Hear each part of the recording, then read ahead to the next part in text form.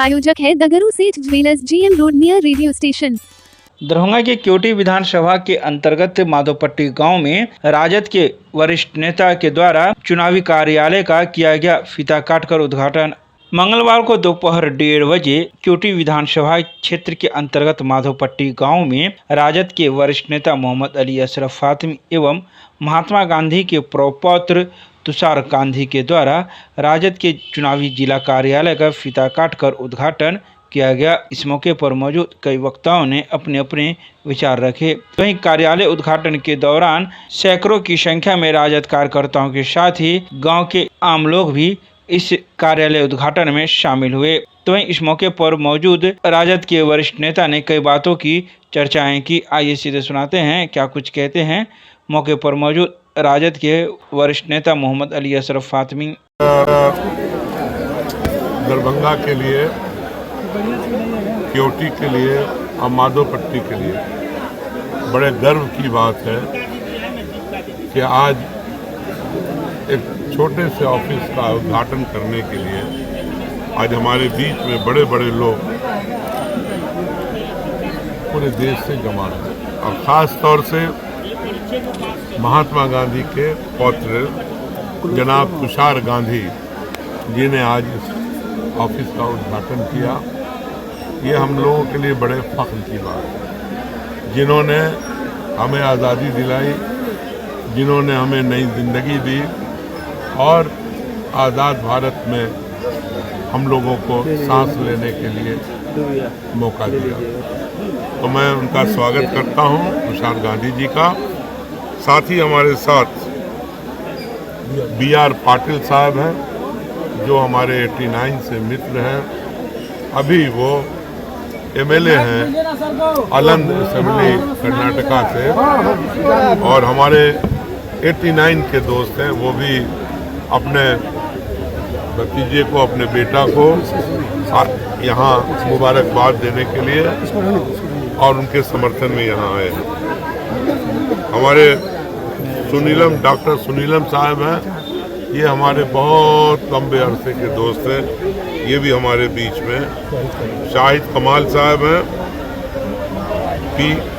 Peter साहब हैं झारखंड से और उमेश हैं, किसान नेता हैं। ये निसार भाई भी ये किसान नेता जो हमारे बीच में यहाँ मौजूद है। और आप सभी मीडिया भाइयों का भी मैं बहुत बहुत स्वागत करता हूँ।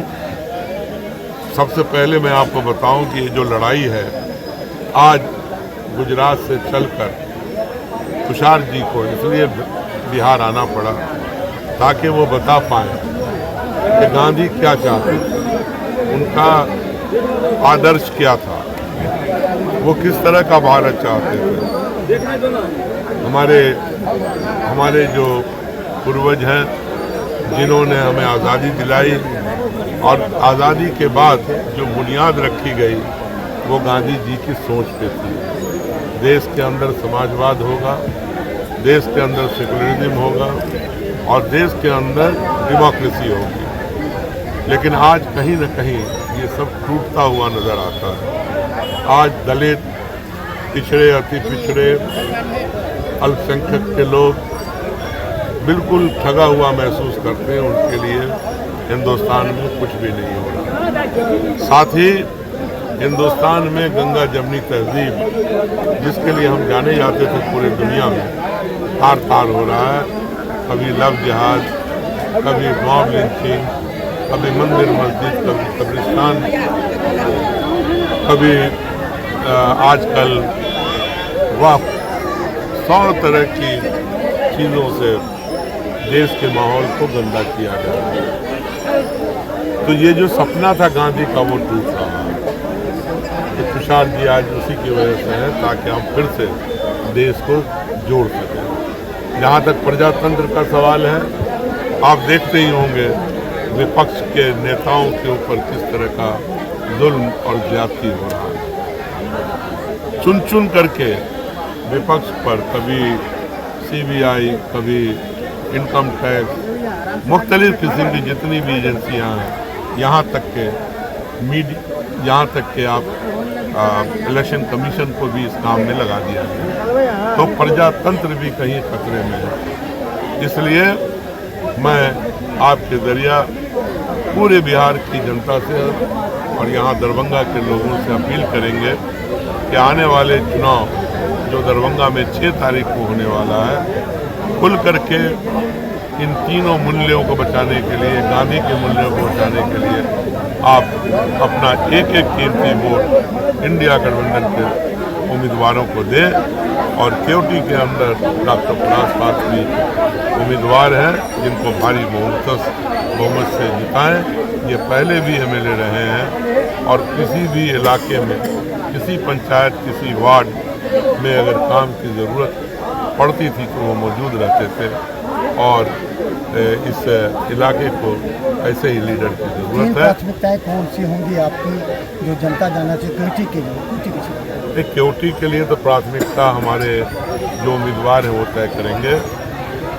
प्राथमिकता नंबर 1 जहाँ से फराज ने काम छोड़ा था, आगे कुछ नहीं हुआ केवटी के अंदर, तो प्राथमिकता रहेगी उन सड़कों को छूने का, उन नालों को छूने का, उन घाटों को छूने का।